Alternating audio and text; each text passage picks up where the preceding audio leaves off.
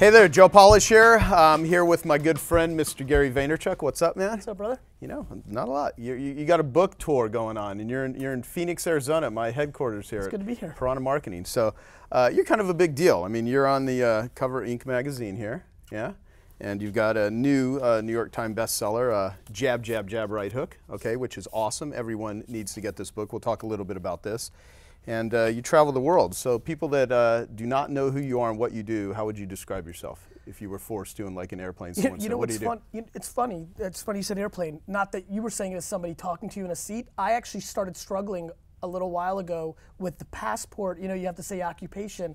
And when I segued from just doing the wine business, and I'll get into that in a second, you know, I was like, do you remember when entrepreneur was a bad word?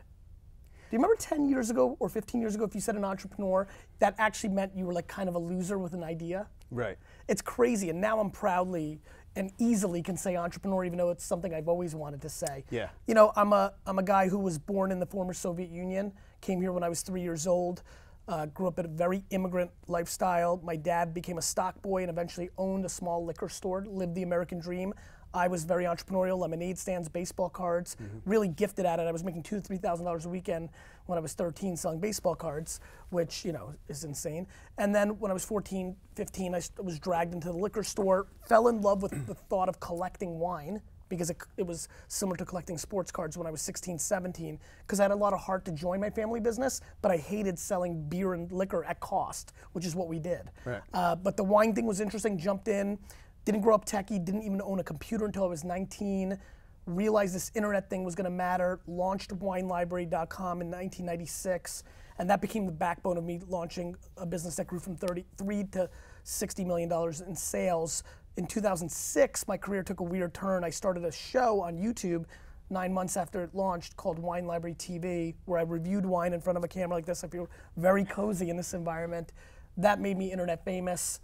I was using Facebook and Twitter to build that show. These were things that nobody thought about in 06, 07. I started talking at conventions, marketing events. That led to me writing a book called Crush It that went quite viral and started the segue of me becoming a businessman. In 2009, I started a company called Vaynermedia with my brother AJ. We're a strategy and creative shop for Fortune 500 companies. In the last 2 years, we've grown from 20 to 300 employees. So it's become a big deal. And so, you know, did a lot of angel investing, Facebook, Twitter, Tumblr, Uber.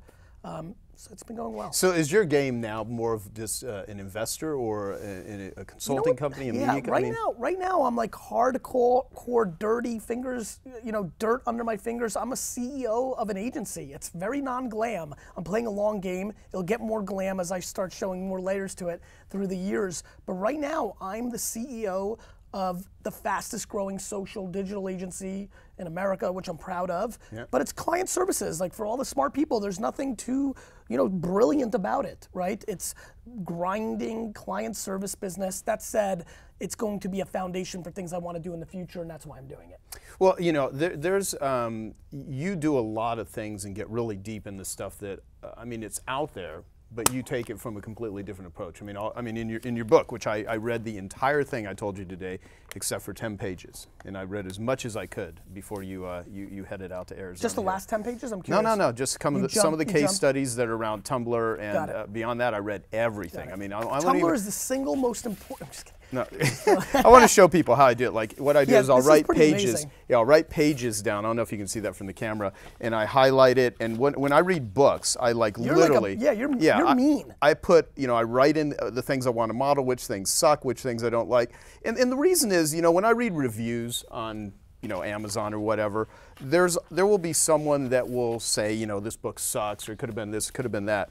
But when I read a book like this, even if you on a scale of 1 to 10 think it's, you know, writing ability or whatever's, you know, 10 or it sucks or whatever, you have case studies in here and you actually show people what to do and how to do it. And anyone that has a business or a cause or something to sell, it would be virtually impossible for them to not take several of these templates that you have that you've laid out with exact strategies and not turn a book like this into tens of thousands, some companies millions of dollars. What's interesting is you're such a high level thinker that I'm curious how this book translates to someone like you, because this is freaking nerdy, deep, like almost exhausting, you know, like detail oriented to the extreme. But I wanted to, after writing 2 very philosophical books in Crush It and Thank You Economy, to really make a how-to book. I mean, this is literally, again, on the way here, from the airport to here, not far. We hit some traffic, 20 minutes. Somebody tweeted, did you see this, Nate? Sorry, Nate. You know, somebody tweeted an actual results to a Facebook status update, and it said, your post is 95% better than your normal status updates. I've had 2 tweets showing actual screenshots of results from people already, tangible, of like driving higher engagement and awareness. And that's, listen, for everybody that's watching right now, the only thing I want, if you sell crap, I can't help you. But what I wanted to do with this book is make sure that there are emerging platforms, Facebook, Twitter, Tumblr, Pinterest, Instagram, Vine, in a world where email marketing open rates are down from 37 to 12% over the last 7 years as a whole in email marketing. I mean, I've built my business on email marketing. You've done plenty of email marketing. Yeah, exactly. Diminishing returns.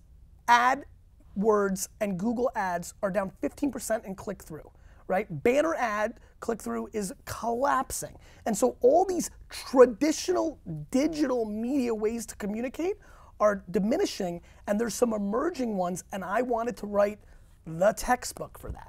Yeah, yeah, and it's, so from that standpoint, a guy like me, what I'll do with this is I'll give it to every one of my employees that has anything to do with which is pretty much everyone, communicating with the public, just so they can learn better ways of doing it, okay? The other thing is I'll pick and choose which platforms I'm going to engage in with versus what my company is going to engage in with. Sense. And secondly, it's something like the purpose of doing this video. This video is going to go on I Love Marketing. It's going to go to Genius Network. I'm getting a copy of your book for everyone in my 25K group. I mean, it's something that all of them will find valuable, but it's one of those things to where, here's the way I look at it.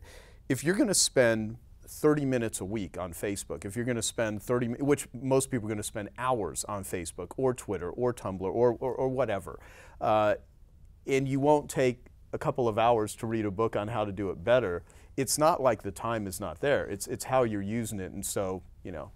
I have a good sense of your community. I am so aware why social media, in comparison to a lot of the other things that have been around longer, is less attractive. Because social media, unlike digital media, unlike email marketing, banner retargeting ads, SEO and SEM, video, unlike the back of magazines, unlike so many other things, social media actually sucks because it's a marathon, not a sprint. Right. The return on the investment on this stuff takes longer. It just does. And I'm very aware how unattractive that was coming from my lips to a world that's looking for quicker and more efficient results, again, an audience that has heart for work-life balance. If you can automate it, it's gonna be better. The truth though is, where I'm most worried about and why I have a lot of passion, why I'm excited to be here and hoping that people that haven't seen me before or don't deeply know what I talk about are watching this or listening to this, is that there's a real issue at hand. The attention of our consumer, the people that we court, the attention of them is dwindling in traditional platforms we're used to and is quickly being relegated to their phone as they swipe it. And a lot of the time in that swipe is on one of these 10 platforms. And if you do not know how to storytell what you bring to the table on these platforms, there's going to be a cross-section over the next half decade where you will not be relevant if you're unable to communicate there.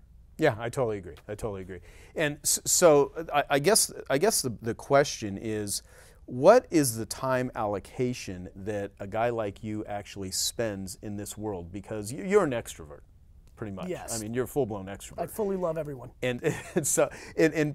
But you work like, I mean, you're a driven dude. You put a lot of time and effort into it, and you're also willing to. I hate vacations and stuff. You really do. And that really makes me very different than everybody, so I understand that.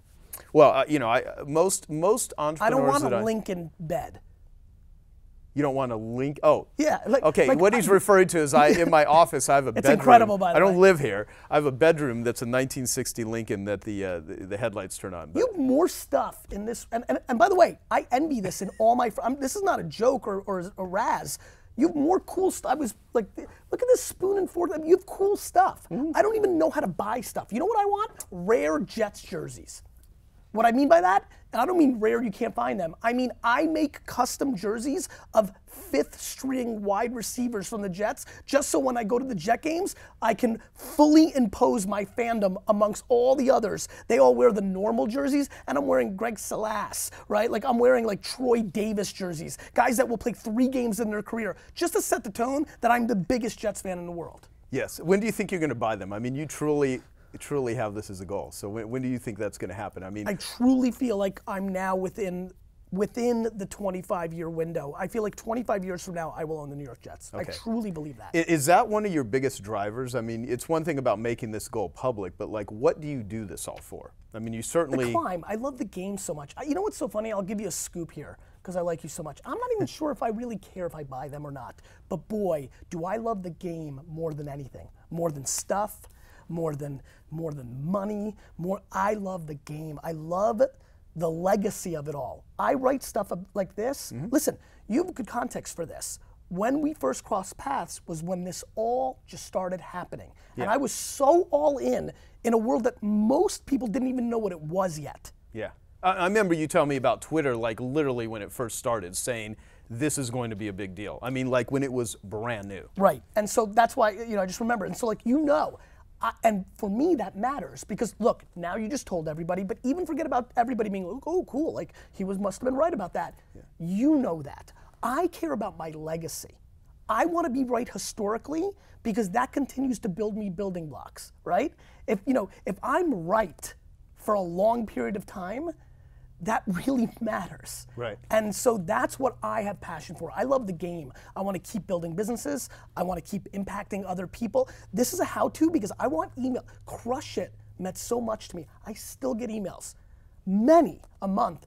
You changed my life. Do you know what that feels like for a human being? Oh yeah, no, it's awesome. It's awesome. You changed my life. Well, that's what I wanted to do with this. This is the deepest I went with it. So to answer your question, I mean, at the end of the day, for me, it's about the legacy. I want to be known as one of the great hustler entrepreneurs that wasn't full of crap, that actually did it and did it right and was able to build actual businesses.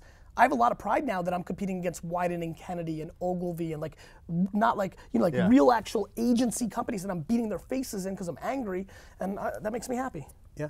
Well, getting pissed off actually is a huge driver for things. Huge, huge. Well, so I read every single negative review of the Thank You Economy and Crush It before I started writing this. Really? Yep. It's why I went okay. how-to. Well, it's you've said it before, and people that are familiar with you know that you actually say that you like your critics and that you embrace them. I love them. And so explain that. Explain how you. First of all, I respect them. Like I hate everybody who gets some level of fame or notoriety, and then people hate on them, and they're like, oh, they're trolls, the haters.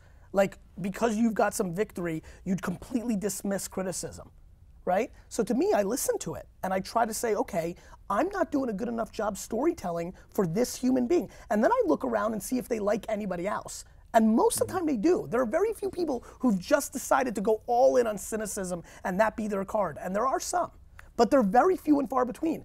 I also recognize that I am an extrovert, that the first time people consume me a lot of times is on stage, where I come with fire, right? I curse my face off, which turns off a lot of people. I am angry, I'm competitive, I'm like, and so there's gonna be now, 85% luckily for me love it. And I have chops and so I can pull it off. But there's 15% that don't enjoy it. And then I spend a lot of time to make sure that they get more context on me. I'm able to make sure 12 of that percent now likes me, and there's 3 that's left, and I listen very carefully to the fact that I'm very aware that the first time somebody tastes me, right, first kind of observation, I'm not gonna win everybody over. I'm not vanilla, I'm very something, and they're gonna decide one way or the other, and I wanna listen and learn and evolve, and I respect. You're referring probably to the Inc. article where I talk about I love my haters, or maybe not. Well, no, I actually. When I first saw you say that, you talk about the interview you did with our friend Marie Folio. I mean, I've heard you say it in several places. Yeah, and she was right. And so, like, I respect my critics, and I try to listen to them.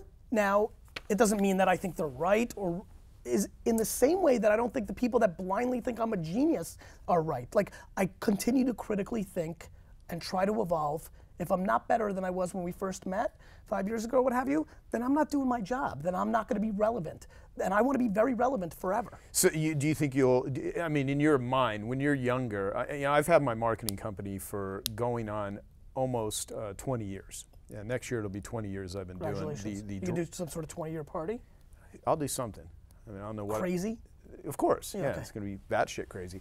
So, but it's you know, I've been doing it for a long time, and I watch, you know, some people that start off really strong and then they fizzle out. And I've always listened to that cliche and took it seriously. Be nice to the people you meet on the way up. They're the same people you meet on the way down.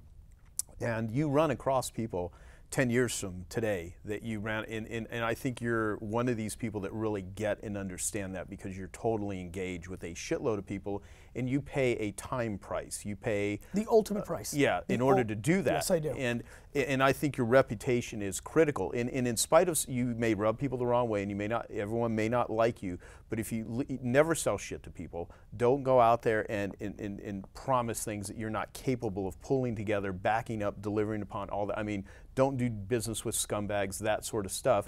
And I think, you know, one thing about you is that you really care and engage with people, and that's why you're so bonded. I mean, people treat you like a rock star. Super, super happy and feel really good at night when I close my eyes that anybody that has any depth of knowledge of me feels good about me. That every time, I get plenty of emails of people thinking about doing business with me and saying, I really dug and I'm impressed. Right. Like even the friends that always zing people, they liked you. Or they said they didn't know you, or they said, wow, I hated him, but then I liked him. Again, my criticism only comes from my bravado, because I'm equally egotistical and humble. Right. And it depends on what moment I'm in at that second, right? Yeah. I truly believe I'm better than everybody in marketing. I truly do. And I truly believe that I'm still just a kid that, you know, sucks and came from nothing. And like, I have them both. Right. And so it depends on one, I mean, if you edited what I just said, you could have stopped at the best in marketing, and that's what some people hear. They didn't take my comment into consideration. Yeah. And so I get it, and I respect it, and all I keep doing is trying to execute. I started Vaynermedia to remind people that one of the best reasons to listen to me is because I actually build businesses. Right. You know, I'm now on my second, within 2 years of running it, growing it by 8 figures, and not in information, not in pure execution. A retail wine shop, an actual agency that goes for Fortune 500 clients. I think that gives me a lot of checks in the right column. Yeah, I mean, do you want a $1 billion corporation, or is it not those sort of aspirations? What I think I'm gonna pull off is building product. One day having my own water, or my own bubble gum, or my own shoe brand. I think my place is marrying my two things, which is marketing and being a retailer. So in a world where I'm an investor in Birchbox, and love those guys. I wish I answered my Warby Parker opportunity email. I blew that one. But direct-to-consumer product, I don't think I'm gonna build $1 billion marketing company or B2B company. I do think my play, my exit that buys me the jets will come in the B2C space, and I think it will come in the form of a product. Okay, well let's talk about small business owners that are just out there trying to, you know, make money, Yep. you know, make a living, Yep. pay for their families, Yep. send their kids to school, and Yep. hopefully schools like this where they actually read stuff that teach them how to actually, you know, I'm desperately do something. hoping my kids will be DNF students like I was, so that I can spend all my time teaching them real stuff instead of them doing their homework. Oh yeah, no, I failed owning and operating a small business in a community college, and I got a C- in principles of marketing. So The only C- or above I ever got in my entire life was in gym. that's hysterical. It's pretty sad, actually. As a matter of fact, with this whole Throwback Thursday kind of meme going on social media, I've been thinking about going back to my high school and seeing if they'll give me copies of my report card, because I really think people think I'm joking. Because I've had success, it's hard for them to. Oh no, that's what I did. I was literally a true F student. No, you German, should do that. German 1, Hair Arts, if you're watching, German 1. German 1. I took freshman and sophomore year of my high school. I got 10 grades, because you got your 4 marking periods and your final. Right. I got 10 grades, 9 Fs and 1 D. And I had to take Spanish 1 as a junior, because if you don't pass 2 years of language in New Jersey in high school, you can't graduate. And if you're watching Senora Kennedy, you saved my ass. She called my mom senior year, 3 weeks to go. My mom never went to parent-teacher conference. Like, she calls my mom and goes, I just want you to know I'm giving your son, you know, a C. So I actually did get a C once. For charisma, I like him. but he can't even say hello in Spanish. That's funny. That's freaking funny. So I showed you this earlier, this before we started recording. This is my very first business card when I started a carpet and upholstery cleaning business in 1990. Yes. And there was, and you mentioned no area codes. Yeah, it said Superior Carpet Care, serving the East Valley, specializing in carpets, upholstery, car interiors, sole extraction cleaning, and then me and a guy named Craig that You guys really kept it local, serving the East Valley. Oh yeah. You weren't even well, no, thinking global. but here's the thing. I went everywhere, and I remember when I ran my first radio ad. You know, and this is where I began to despise image advertising, which, you know, with the radio, it was all over the valley. So Sure. I got a couple of calls, but they would be like, you know, 45-minute drives and things like that. And I really learned about target marketing, and I really learned about specifically identifying who you want to go to and that sort of thing. And so, and I learned marketing never thinking I would do what I do today and that I would teach it to others or run conferences or any of that stuff. I did it because I needed to eat, I needed to survive. And this is why I love what I write about and why I like social media. Social media is the only substitute for money, but it costs you time and knowledge. Oh yeah, so if you don't have any money, you got time and energy, because those are the three things you spend: time, money, and energy. You even have a chapter in here about effort, which I think is towards the end, which is really good. So okay, well talk about that. I mean, social networks are the only place, because you've got people. What social networks really are is they're the plumbing of word of mouth in our society, right? And so you literally have the ability to take a picture, put it on a social network that you only have 30 fans on, and if it's right, you can have 80 fans after it. And to me, that is very important. Listen, the reason I gravitate so much to this is my dad gave me no money in marketing to build WineLibrary.com. I did ghetto stuff. I like made printed flyers and handed them out at the store. Like it was all hacking, you know, which is the term they use now, but that's what it was. It was just like kind of figuring it out. I love the idea that if you're good enough with Photoshop to make an infographic and post it on Pinterest, and you get the one right person to repin it, you go into full virality. And to me, that's why I wanted to teach everybody the best at bat. For the small business people that are listening, listen, you've got your time and you've got to learn it. And the problem is, it takes a lot of time. And and so what I tell small business people who we don't consult for my company, but I do in general just through Twitter and trying to help peeps, is you've got to sleep less and you've got to actually do it. It's like if I wrote a book on getting muscles. All this book is the same thing as an exercise book that tells you exactly, with no hyperbole, how to get muscles. Right. But you actually have to do the push-ups and the sit-ups. yeah. And so what they have to do is sleep less. I mean, this is the thing that pisses me off, Joe. I don't know if you see, but like people send me these long emails of like, my life's over, and they want to help, and I have no time, but I get so, I'm sappy, and I'm like, fine, what? And then I ask them a question, like, what time do you go to sleep? 11. And I'm like, you're writing me an email about the death of your life, and you go to sleep at 11? You go to sleep at 2 in the morning, right? Like, I don't have time to build this other business, and I have to pay my rent or my student loans, right? And they play Xbox for an hour. Right. Like play Xbox when you're comfortable. And so I think the work-life balance thing is really fascinating to me. And so from a small business standpoint, the reason I'm painting that extreme of a picture is I think most small businesses do a lot of dumb shit that doesn't bring them value. If they audit what they do and cut the bottom 25% and apply it to storytelling where customers actually now are, I think they have a better chance of succeeding. Yeah, I mean, completely. Well, going back to your point about the person, I mean, do you think some people are just born to just not make it? Some people have the juice and others don't. I mean, when you use that term, the juice, I mean, you certainly are a guy who has the drive. You are charged. I mean, some people are batteries not included. I mean, what do you say about that? I think that that's true, and I think that everybody who's watching needs to stop complaining. Let me explain. I don't want to complain about my workaholic aspects. I don't want to text or tweet, you're never going to see a tweet from me saying I'm tired.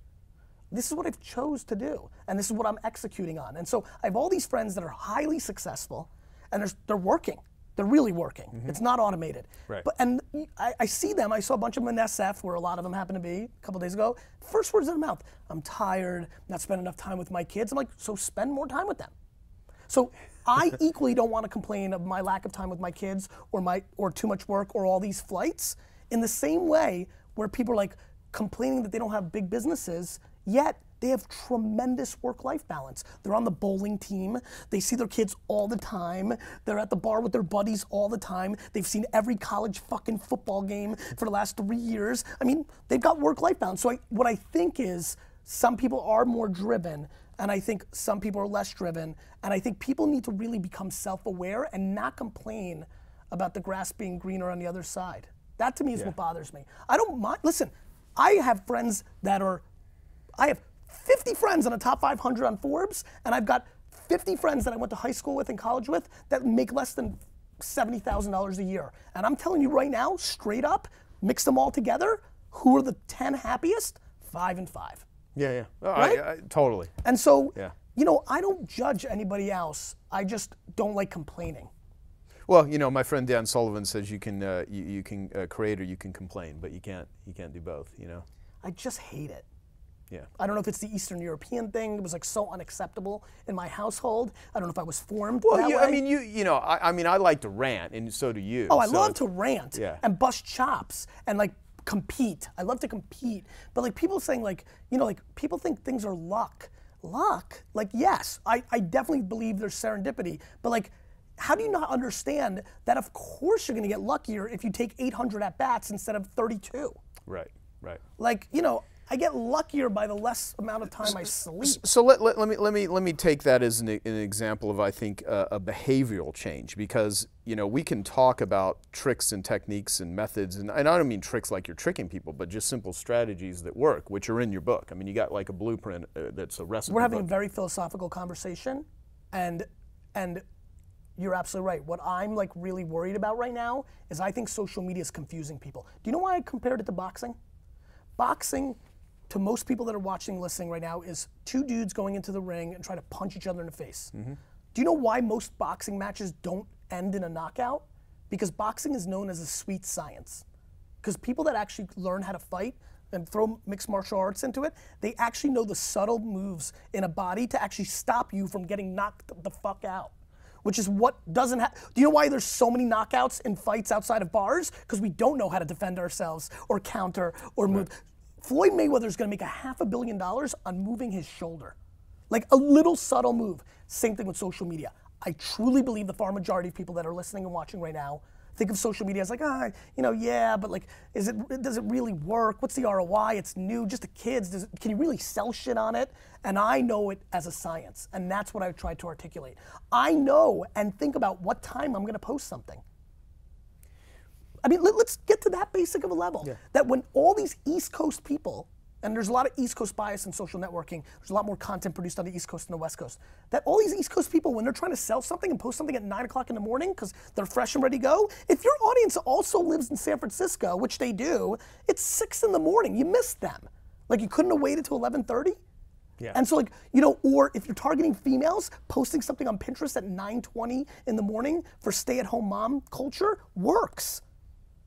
And so you're trying to get to young dudes and you're trying to sell video games, post at 2 in the morning and 11. And so just the time and when you post is a science in itself that most people just disregard because they're treating social networks like email services. They're just blasting. Well, and I mean, I think until you actually get in and play the game, if you read about it and hear about it, that's one thing. So like, if you were to take negative comments on, say, your book or anyone's book that's like a how-to strategy book that actually works, what you'll rarely see from any of the critics is like, I read your book and I tried that and it didn't work. What you hear is people that bitch about, they never even try anything. They have vested emotional or romantic beliefs in the thing that you're countering against. Yeah, exactly. I mean, I have TV people coming up to me all the time, people that make their money by selling TV ads saying, this doesn't work. I'm like, of course you don't think that. You're just a radio guy from the 1950s. Yeah. Let me ask you a question if you don't mind. Ask me whatever you want. What part was the most valuable aha from a tactic or a specific, like what was 1 or 2 things that you were like, oh, well, I'm cool, I now know that? It can be philosophical too, I'm just curious for myself. Well, one thing you said towards the end where you said marketing is hard. You know, because it is. It's gotten harder. Totally. Because there's fragmentation of attention. And the reason why image advertising or say brand building for the sake of putting a logo and things out there, I mean, you speak about brand in a much different way, which we can talk about, is the reason most people don't do good marketing is they're not willing to, one, learn what to do, apply the time to do it, and it's a hell of a lot easier to throw ego-based, picture myself, my logo, than it is to really think about the psychology and the mindset of someone that you're trying to sell to. And so here, when you talk about context, and all the different platforms have their native language, which you talk about, that's really critical, because it gets into, I think marketing is applied psychology. It's what you say and who you say it to, when you say it, how you say it. It's all of those things applied. It's not, just a logo. There's so much more to it. So I like that part. I like the part on effort. I like the boxing analogy. I, for years, have I've said this numerous times, that marketing is like boxing. Rarely you're going to hit them with a Mike Tyson punch. I never use the exact word jabs, but I said, what you do is you wear people down. Selling is seduction.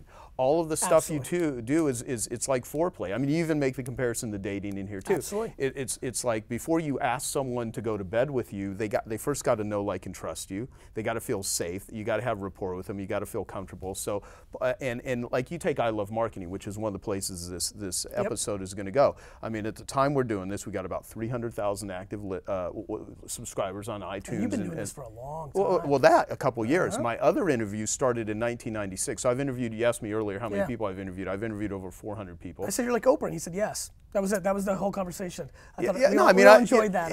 And every every type of person you could imagine, from the top doctor on sex addiction to Sandra Day O'Connor, I interviewed her a couple weeks ago.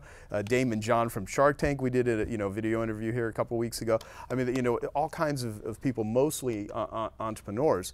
But so going back to the boxing thing, I give away a ton of free content. The very first thing I did in carpet cleaning, I don't know if you know the exact story. I mean, you have a little bit of background, but not the specifics. Is when I learned that, and it's the things that people don't know that they don't know that will help them make a buying decision. And when it comes to hiring a carpet cleaner, if the only choice you have is price, you're going to always go for the lowest price. So I had to give people a reason to do business with me other than price. So one of the first things that I created, before the internet, before websites, before email, any of this existed. Glam shots? Exactly, glam shots. Yes. No, by the way, on better looks. By the way, what do you think of my Hello Kitty wallet? Before we went on, I was like, this is a legit wallet. It is. I'm going to take a detour and explain this wallet, then I'll come back to consumer guides. Remind me if I forget.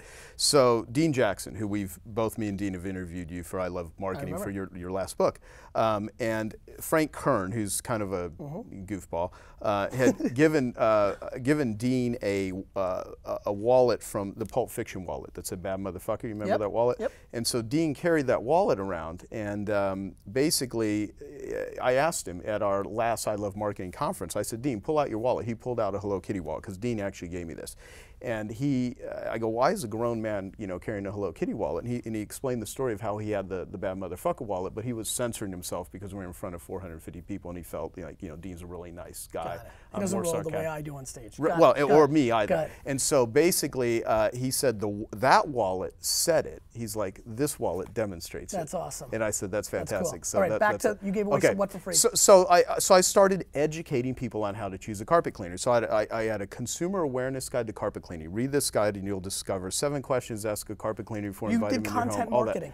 I taught them how to do stuff, and that turned into 24-hour free recorded messages. By the end of the 1990s, every major phone book in the United States had one or multiple versions of my ads running in home remodeling, pest control, chiropractic, carpet cleaning, gyms, you name it, driving people to listen to free recorded message. So in a lot of ways, those were jabs. Yes, they were. As you explained in the book, it's giving away free content. I Love Marketing. Our goal with I Love Marketing was to have the best marketing podcast in the world, giving away information for free, better than what most people would charge for. That's right. And people keep asking me, "What's your monetization strategy?" It's like, it's just bonding with a shitload of people. It's a global jab. Yeah. And honestly, at the highest level, this book, even though it's completely dictated to the micro content that we put out on these social networks, it's how I live my life. And the only way you can actually live your life that way is you have zero expectation on the back end. See, what works for me, and I got lucky, this is not, I'm smart, this is how I'm wired. Have zero I'm willing to jab, give. And so jab, right hook stands for give, then ask.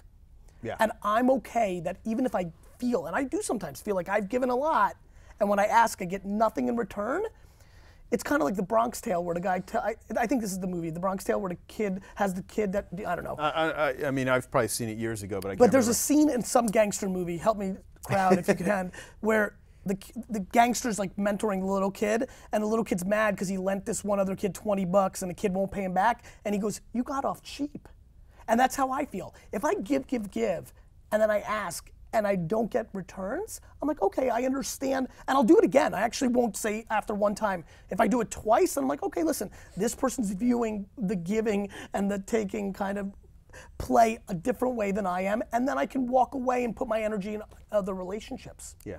You know, I'll tell you, first off, life gives to the giver and takes from the taker. I mean, I absolutely believe that. It's a karmic thing. And there are people that just are, they're the type of individual where everything's a tit for tat sort of relationship. It's like, and I don't know if you can fix that without some therapy or some real hitting bottom or something. Okay, listen, it's okay. By the way, some people are very black and white, and I can get, you know, even though I hate it because it doesn't come natural to me, it's actually quite, in theory, very fair. Then there's people that just take, that's the worst of it. Well, yeah. But here's where I break it down. People have not applied this to social networks. The amount of people watching right now that use their Facebook account like an email service. Every post is, listen to my podcast, buy this, do that, you know, go to my seminar, buy my thing. Just, it's all right hooks. And I don't know if you know anything about boxing, but even if you know nothing about it, you can figure this one out. If you know a right hook is coming, you're ducking. Yeah, it's a good point. See, people love to be sold, they hate to be pressured, and if they feel like it's constant, it's a setup. Everything is a setup in order to get what you want. Right? The sweet science, that's boxing's nickname. I think that's fascinating. And I think social media right now is very grossly underestimated because I think the whole world's going long tail sell cycle, and there's still places for quick hits, but there's becoming a tougher game to get to people. People are becoming more cynical to advertising because the youth has been bombarded with marketing compared to what we grew up with. The 90s was no marketing compared to what we see in 20, and so you've got to romance it even more than you did in the past. Yeah, I totally agree. You know, I have an idea just sitting here thinking about this with people that would really want to go deep with your book and really, you know, really utilize it is I have meetup groups that we just teach people how to do meetup groups. And when I say teach, it's not like I have any major instructions other than at I Love Marketing. People can click on a meetup tab. There is a document that they can download. Use meetup.com? Or? Yeah, but some people have them on Facebook. Some people just organize it. But they're, so every day, somewhere in the world, there's probably 100 people gathering, talking about what we talk about on I Love Marketing. It's super cool. We have them in all kinds of different countries. And we don't charge people. It's just like, we just encourage them to do it. You're giving them a tool to create more community. Yeah. There's a PDF. It's like what questions to ask, how to start it. And I think a really great thing for a lot of the people at I Love Marketing would be to get Gary's book and like go through the different case studies on all the different social networks and all the different things. You know, there's about 7 that you really covered in depth here, and some ideas of future ones, which I'll ask you about before we wrap up. Is to actually discuss them and even maybe even organize meetup groups based around this book where people can show each other what they're doing and how to do it. Because one of the greatest things of teaching stuff to other people is it forces you to look at your own stuff. You know, it is, I mean, when you had to do this book, I know you had to audit your own shit. And a lot of people aren't willing to do that. You know, it's funny, I just said this morning somewhere else. I said, the biggest thing I'm worried about is I'm educating people so much, I'm always testing my own theories back to almost the same thesis of why I respect my haters. I'm actually still, right now, today, doing things that I say don't do because I want to look at the metrics. I want to know if Facebook's changing or Twitter's changing. And I was like, wait, I might have to stop for a little bit because people are going to be like, dude, you're putting a link in Facebook and just sending it, just like you say don't. Yeah. So it's kind of interesting. What I mean by that and why I'm saying that is absolutely, and not only am I also auditing my shit at all times prior to this, I'm doing it post this, always in real time. It's the #1 thing I care about. Yeah. Well, okay, so let me go back to this. So, small carpet cleaning company is an example. What do you recommend they do? Should they be on Pinterest? Should they be on, I mean, what should they do? That's a great question. I think first and foremost, the #1 platform for a small carpet cleaning company is to be on Facebook. Because the target audience that I'm assuming is looking for carpet cleaners, you can definitely reach on Facebook.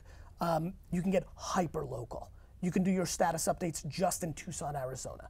And you're gonna get 84 people but that's okay because it's back to targeting, and getting 3 people converting in your local area is better than somebody in Michigan if you're not a global company, right? I think the other thing you need to really think about is how much are you gonna spend, if anything, to acquire a base of fans in your local area, or just putting out content and then using your email service and your website and your word of mouth to build your base. You have to start with a base. I recommend spending $1,000 to $5,000 if you have it to buy fans that are targeted in your area and make just awareness ads. What I mean by that is Gary's Carpet Cleaners, no offer, because what you're doing there is you're getting people that are opting in that are high quality because they're not opting in for the deal. They're opting in because they have some interest to hear from you. Then, once you've got some sort of base, you start putting out, you did this, you know where I'm going. I mean, this is what, the 7-step thing you did, that's what I would do. It's what I did with Wine Library TV. We're like 2 kids from the same pod. I put out a wine show every day to educate people. No, I mean, we both came from the world of education-based marketing. And we teach people how to make decisions. I would do Fun Fact Friday and put out a piece of content that truly educated about carpet cleaning, even if it hurt me. Even if I would literally readjust my business model before I'd come out with what the advice I'm giving to make them the most educated, because you want to be in the business where the most educated consumer is going to always pick you. That means you're the best. That's what I've always felt. That I always say that to AJ when we started Vaynermedia. You know, we'd get clients and then we would not get clients and he'd be confused. I was like, bro, they're just not smart enough to hire us. I really meant that. So I would start putting out content to educate the masses and shareable stuff. Throwback Thursday. You know, be fun? Go find a photo on the internet of the old 1960s carpet. You seem to have like an old 1960s carpet here. You don't like this? I'm joking. Making but you know this better than I do. Those old, ridiculous-looking 60s and 70s carpet. Put a picture of at Throwback Thursday. Play with the slang of society. You put that out there. You get your daughter to share it because she thinks finally dad and mom in the family business did something funny, and then she has friends that share it, and the virality just starts coming. You know, I'll have my video guy put a little clip of this in there so that people can see this here. But you see that office back there? That's my office. Yes. That's carpet on the wall. That's like shag. That's a little looking like 1960 carpet right there. So we'll show a little. And so it's that culture, and then you put out 5, 10, 15 good pieces of content. Start building value and trust with the community. And the 16th one is, we're doing a special this week. The right hook. So how many jabs before right hook? I mean, completely predicated on the health of your business. Apple, when they launched the iPhone and there was no competitor even close, they could have right hooked every day. Right? A carpet cleaner that's a middle of the run, competing with 7 other players, I would jab a lot. So just so people, like, I know very deeply what you mean by jab, jab, jab, right hook, but let's just really take it to the something for them, something for them, something for them, something for you. Because I'm going to tell you something right now. I did a little homework too and kind of followed people that have talked about your podcast, you know, last week, and just saw them mentioning it, and then looked at their Facebook and Twitter accounts. I'm telling you right now, your audience is in the right hook, right hook, right hook, right hook business. Yeah. Oh, most marketers are. By the way, mine too. Yeah. You nailed it, 98%. So, at its lowest form, what can you give out?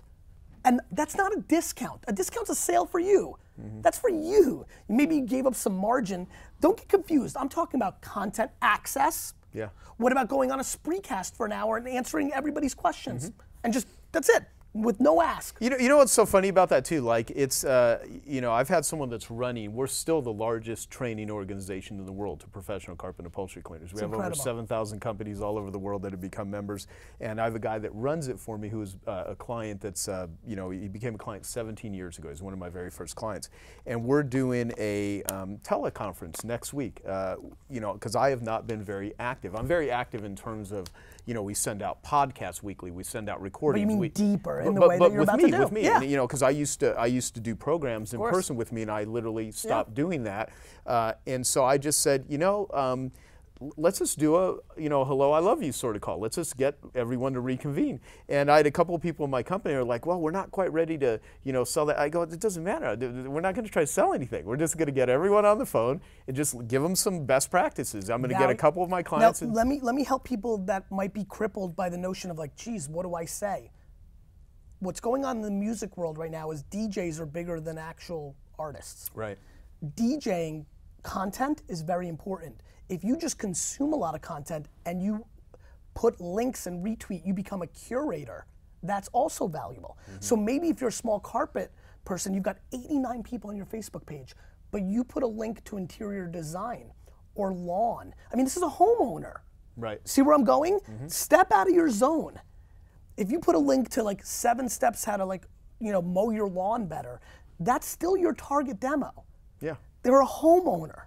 And so it's that kind of, how do you bring value? Can you curate content? Can you create it? I did entertainment and information because I happen to be funny when I talked about wine. And people were looking for that different voice. How often were you just kind of liquored up when you were doing this? 0. I've been drunk like 4 times in my life. I'm too in control of my actions and my legacy. Never. I mean, I'm just liquored up globally. Wow. You know what I mean? I'm just naturally liquored up. That is hysterical. So, but what I really try to do at all costs is put out, right now are you using SlideShare? No. Something I haven't been using, just started using it. I put out 2 SlideShares. I really try to put out something of quality. The first one was the biggest mistake everybody makes on Twitter, which is they start with the @ symbol and somebody's name when they're trying to tell everybody. But if you don't know, if you start with the @ symbol, only the people that follow both you and that person will actually see that tweet. So if you wanted to tell everybody that Gary Vee was on the show and you said, @Gary Vee is going to be on the show today, well, only the people that followed us. If you said, hey everybody, @Gary Vee is going to be on the show today, then everybody that follows you would see that. This is the single biggest, this is Twitter's fault, not anybody else's. So I put this SlideShare, it's got 200,000 views already in a couple of weeks because it's valuable. Wow. Because it's being shared on Twitter because people are trying to do Twitter better. Now I'm like, I got to do this for Pinterest and I've got, So I'm curious, like, what could we do with this interview that will give it the highest likelihood of watching it? The number one thing you should do more than anything is use this interview as the case study to become a better micro storyteller to awareness against this. Let me explain. You probably don't have a Tumblr account. No. Here's the and thing. By the way, I don't do it super well either, even though I was an investor. But let's stick here because I want to be detailed. You should start one. You should have an I Love Marketing Tumblr account because there's plenty of 14 to 21-year-old hipsters that love Tumblr, right? That have never heard of you, me, or anybody else because they're in the streets, they're cool, but they want to be entrepreneurs. You take one moment from here where you're holding up the wallet or where I'm being silly and you make it an animated GIF. You know what an animated GIF is, right? Yeah. The looping over. You put an animated GIF on Tumblr with one of the quotes from you or me from this interview, and then that quote links back to the iTunes download of this. You have nobody on your Tumblr account. Just like anybody would when they start. Right. But you take this interview and you link your Tumblr, you blast out an email and say, we're now on Tumblr, and you get 10, 11, 50, you know how it works. Yeah. You start at 0, you build. You should do that. You should make an infographic that's female-centric. Things that you believe the female psychology would have gotten out of this, and make an infographic and start your Pinterest board of infographics from your interviews. You get one influential Pinterest person to repin it, and you could have 10, 15, 100,000 people that get new awareness about your show. And Pinterest is a dream. It clicks out to wherever you want. So your infographic that you made from this, 7 fun things Gary said, you know what infographics look like? Yeah. And that links out to the podcast download. I mean, this is the future, man. Micro content as a gateway drug to awareness to your bigger thing. That's a quotable, I guess. Seth Godin gave me a great review on this, a big one. He's a beast. So what did I do? I made a quote card, his picture. I didn't tweet or Facebook like I would have 3 years ago saying, thanks, Seth, and a link to the review. No, what I did was I made what I call a BSU, a branded status update for Facebook, where it's a picture with his face, him kind of looking up, his classic shot, with a quote coming out of his mouth of the review, right? And I posted that on Facebook, and then I targeted it to people that are fans of Seth Godin on Facebook. I sold a shitload of books, my friend. Yeah, that's good. Do you understand? Yeah. So you could do the same thing for people that are fans of Gary Vee. And all of a sudden, the 143,000 people that are fans of me on Facebook, which is the number, 17,000 of them would become aware of this for the first time. There's a lot to be done, my man. A lot. Listen, I'm hyperbole and excited and quotable and charismatic on stage, but I've built very large businesses through execution. This book is execution. How many hours? All of them. But seriously, so you have a small business owner who's, and here's the They thing. won't be able to do everything. You have the infrastructure to possibly do everything that I just told you. Small business owners have to really focus on 1 or 2 or 3 because they're not going to have the bandwidth or the dollars to do it. Well, I'll tell you, like, you know, I was living on credit cards for a couple of years trying to make my carpet cleaning business work when I first started. I mean, that was my first real business. I mean, I delivered newspapers. You know, I did a lot of drugs in high school, so, you know, I mean, there was... You made a couple bucks. Yeah, yeah. So, because I was a former drug addict. I don't know if you know that, actually. I do remember that, actually. And, you know, I delivered newspapers. I had all kinds of weird little businesses, you know, painting on curbs. I was, you know, entrepreneurial at an early age because I just wanted... Can we go deep into that painting on curbs? I thought we all kind of enjoyed that. So what does that mean? Well, you literally, there were addresses on curbs, and you put 835. stencils. Oh, yeah. I literally paint people's curbs, cut lawns. You were on drugs when you were doing that? No, Okay. no. But I, between the ages of 16 to 18 is when I was doing a lot of drugs. Got it. Yeah, and luckily I kind of went through the worst of it. Out of youth. Yeah, like at 18 years old. And then eventually, like when I was actually going to college, one of the jobs I had was working in a mental hospital, and I used to drive the people that were there for alcoholism, for drug addiction, to AA meetings, NA meetings, Narcotics Anonymous. And it helped you realize, and I I would really sit don't in, want- yeah. I would sit in those meetings, and I realized, wow, you know what's funny? And this is a total like tangent, you know, not anything relevant to this. One of the movements that I admire more than anything is 12-step groups. They have done more to help people with addiction than every inpatient, outpatient, 100%. doctor book, you know, combined. 100%. And it's never been built through promotion. It's been built. It's attraction, not Execution. promotion. It's execution. It just works. It's And so execution. it's, you know, when you look and see what causes things to happen, it's quite fascinating to understand that. So, all right, what the hell was I saying prior to that? I totally forgot as well. It does not. We can. It I was doesn't. looking at Hugh McLeod's, all these, you got so many great. Oh well, let's talk about like Tim Ferriss. If you Okay. if you were to get in a physical fight with Tim, I'd win. Do you think you would take him? No, he beat my face in. That being said, he's terrible at volleyball. I played volleyball with him 6 months ago. He's awful. Who do you think works more, you or Tim? Although he wrote the 4-Hour Work Week, I mean, you know, he I has. think it's closer than people think. Yeah. How many hours a day do you work? All of them. Yeah. You know, Well, how much do you sleep? 6, 7. So I get plenty of sleep. Like I work 17 hours a day. I'm a very 8, 9 to 11, 12. I mean, my wife and I had the laugh of our marriage when I came. I've been extreme for the last 2 years on this. Lots of hours during the week, more time with the kids on the weekends. I came home one night at 9 o'clock, and we were freaking out that we had all this time. And then I like literally were like hugging and like, oh, what are we gonna do? Like, this is amazing. And then really I got really sad. I was like, it is 9 p.m. at night. Do you know how it's sick? Because listen, when I was building Wine Library, I'd get home at 9 or 8. Like the store would get slow the last hour, and I was like, I thought I worked more than anybody back then. I mean, I've really taken it to the extreme. That being said, you know, listen, there are no motherfucking shortcuts. Can we just put that to bed once and for all? I mean, like, now, what Tim's incredible at, and I envy tremendously, is he takes a lot of time and effort. Much like I've taken a lot of time and effort to figure out proper storytelling, he does find efficiencies and scales that I'm very naturally not good at and could use a lot of work on that. I just am a big believer on tripling down on your strengths and not worrying about your weaknesses, I haven't, but I envy and marvel at his ability to really respect scale and triggers and execution. We had somebody intern with us this summer who has that passion, and there's value in that, and there's definitely things that I wish I could do that way.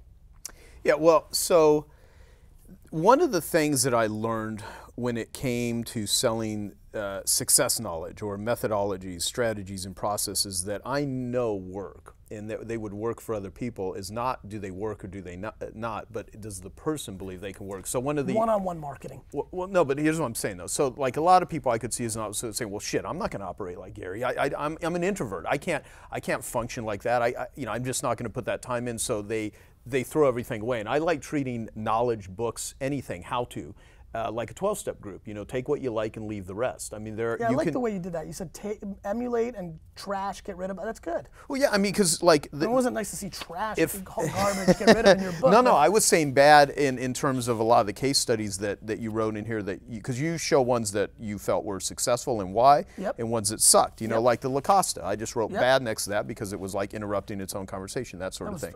Although this is a great setup for you to have all these companies buy your book, though, because every single one of them is going to hear this, and of course you're smart enough to know that. So this was actually a huge challenge for me. I couldn't put any of our companies in it or their competitors because I didn't want anybody to think that I was pandering to that, which made it really tough. So yeah, I mean, listen, new business is the easiest thing Vayner's got, so I'm not worried about that. I'm worried about my legacy. I want to be right about the future of storytelling in the platforms that are going to matter for the next decade, and that's why I wrote it. Yeah. So what I was saying about like the people out there that saying, well, I'm not going to do this. Right. It's so an they'll all or discount. nothing game. You've been smart to take pieces. Listen.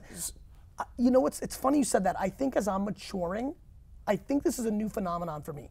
I've started getting a little bit better at siphoning a little.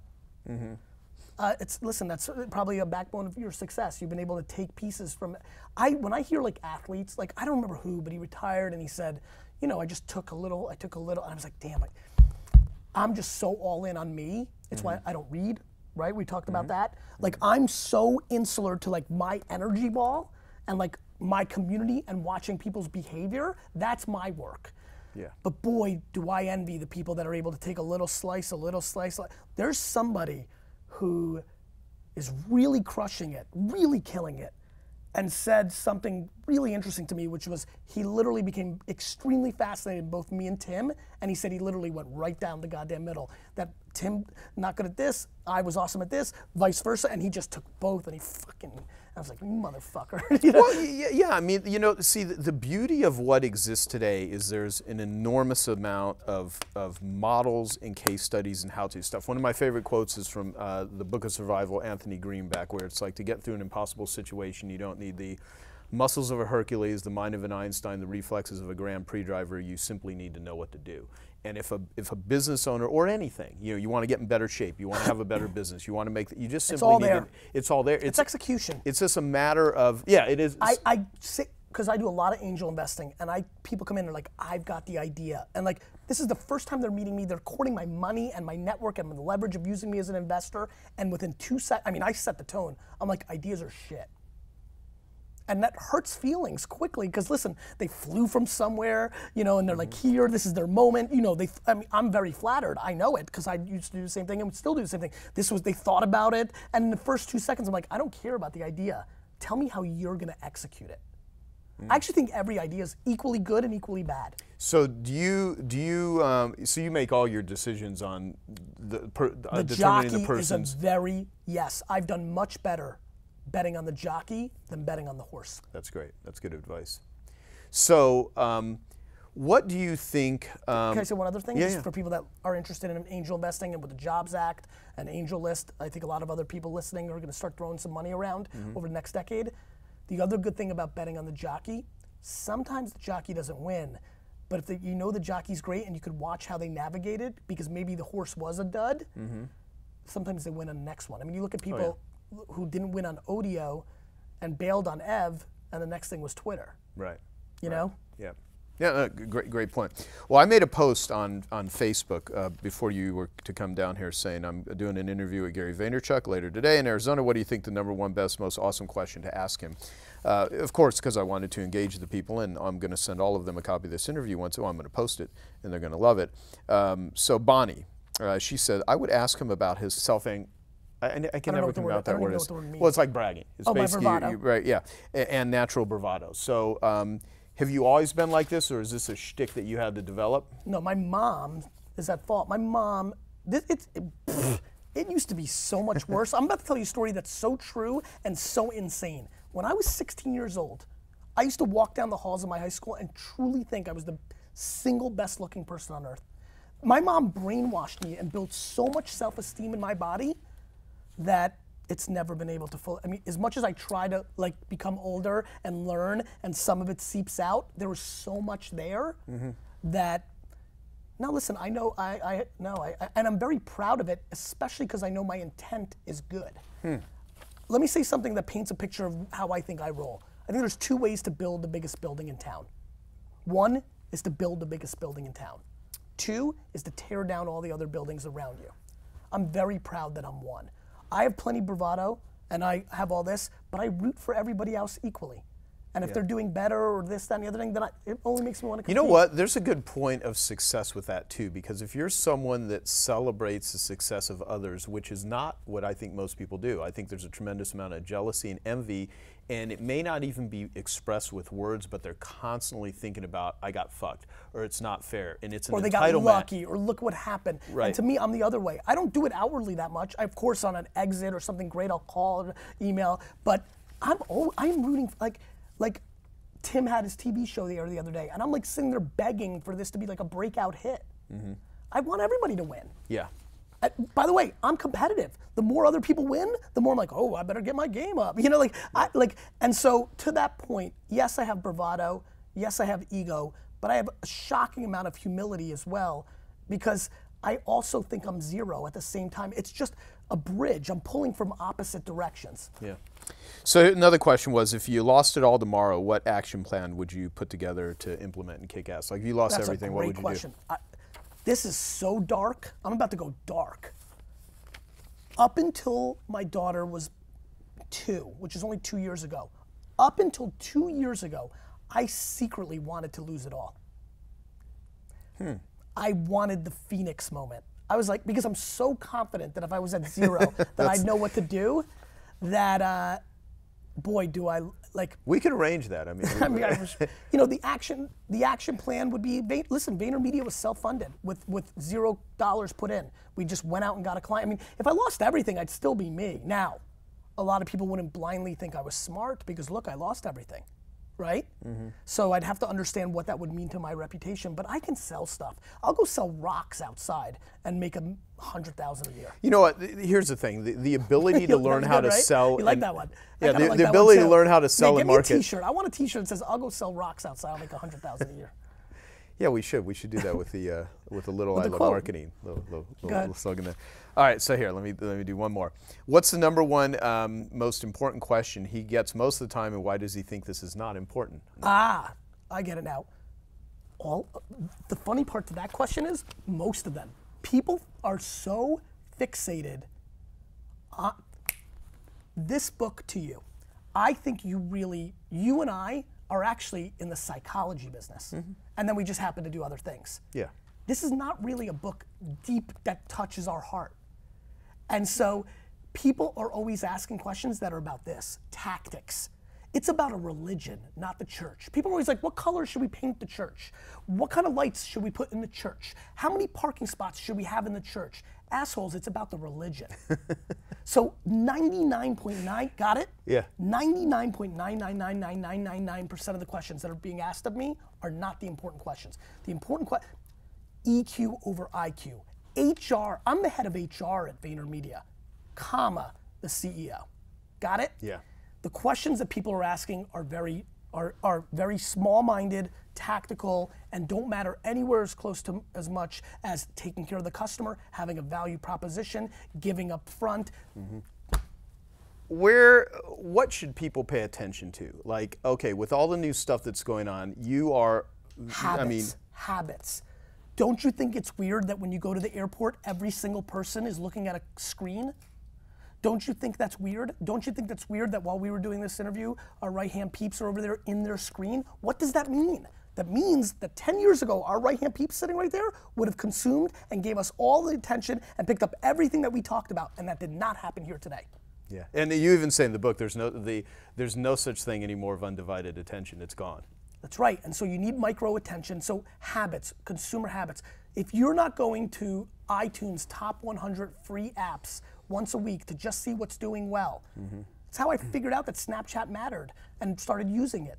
It gives you trends, it gives you psyche, it makes you realize people like gaming, people like escapism with entertainment, people like utility, the apps that make their lives better, right? People like social networks, that means we like people. Pay attention to people's habits. Look at your nieces and nephews. Pay attention that your 60-year-old aunt now is spending her whole day on Facebook. There's things happening here, people. Yeah. So last thing I'll ask you is well, maybe. why do you love marketing? I mean, you've really jumped really deep into this, and you know, a lot of people they hear marketing and they immediately have this, you know, oh, it's bad, it's manipulation. Less and less though. Marketing's starting to go through a similar thing as entrepreneurship. Well, you know the definition of entrepreneur. I don't know if you know. The original definition of entrepreneur came from in 1804 from John Baptiste Say, who said an entrepreneur is an individual that takes resources from a lower level of productivity to a higher level. So whenever you're taking something from here to there, and a lot of people think, oh, there's an axe, let's create a chainsaw, that's entrepreneurship, which it is. But if you take someone's brain, their thinking, their capabilities from here to here, if you just think more effectively, you can be entrepreneurial. So you know, I'm a storyteller through and through. I started off with by the way, a lot of my success is predicated on my dad. I talk so much about my mom. My dad stripped so much bullshit out of my body at 14, 15, 16 because he is the opposite of me. He actually has insane expectations of others. One strike, one lie, death. It's insane. It's real tough. My dad's got a tough life. He doesn't have that many friends because of this. He has, you know, but what that did was, I was like, wait a minute, I can't bullshit my dad. I'm not gonna have a good relationship with him. And it's slowly but surely, and then the transparency of the internet. But I'm a storyteller. I love the story. Yeah. Right? I love the story. And so that's what marketing to me is storytelling. And you know what? But by the way, I want to say something that's very important to me. Storytelling, I think the best salespeople are people that sell something they believe. I sell stuff I believe in. Yeah. Like every wine, every app, the way I sold you on Twitter, I believed. I fully believe, and I think that I love marketing because I think it's storytelling, and storytelling to me is everything. It's everything.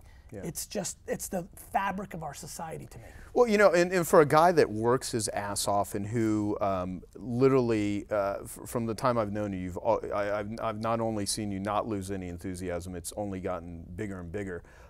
Is I think, you know, the #1 sales job that all of us need to do every day is we need to sell ourselves on what the hell we're doing. And a lot of people, they disconnect from that. The storytelling is not just what you tell to the public, what you say on social media. It's what you say to yourself, what goes on in your head. And if you just simply tell yourself and everyone else a better story, guess what? You can write a love story, you can write a horror story. I mean, your life is your story. There's something really important to what you said, because I'm very concerned about where people take it. I want to add one thing. This is a word that is rarely talked about in our space that I want to start building more attention for. Self-awareness. If I could give anybody who's watching / listening to this one thing, one potion inject, not hustle, not smart, self-awareness.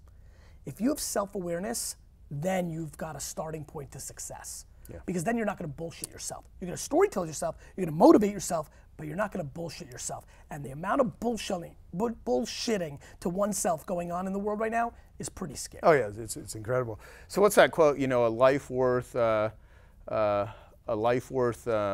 an unexamined life is not worth living.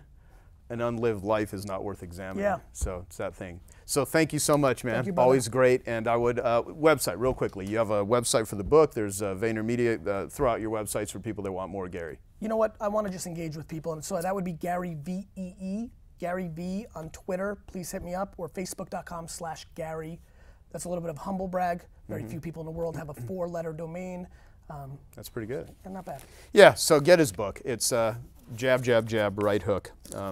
How to Tell Your Story in a Noisy Social World. I think you'll find it very useful, and get it to everyone that you work with that has anything to do with communication in your company, in your organization, in your nonprofit, or whatever it is you do. And let us know your comments at ilovemarketing.com, what you thought about this, and share it with anyone you think would be find it useful and helful. So awesome, Thanks, dude. brother. Happy holidays. Yep, you too. Thank you. Take care, everyone.